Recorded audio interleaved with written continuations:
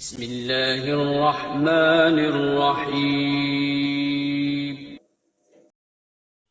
جنید بغدادی کہتے ہیں، ایک دن میرے استاد نے کہا، تمہارے بال بہت بڑھ گئے ہیں، انہیں کٹوا کے آنا۔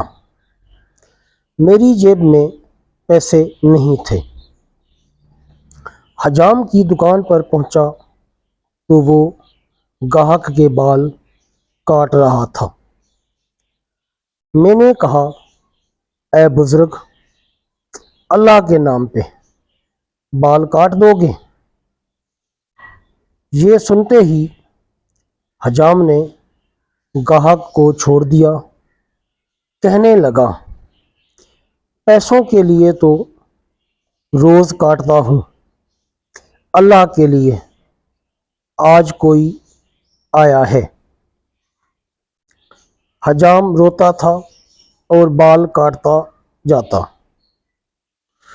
جنید بغدادی کہتے ہیں، میں نے سوچا کہ زندگی میں جب کبھی پیسے ہوئے تو اس کو ضرور دوں گا۔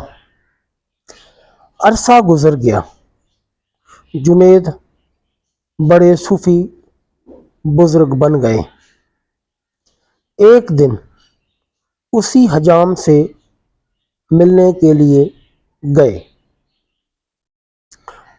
واقعہ یاد دلایا اور کچھ رقم پیش کی۔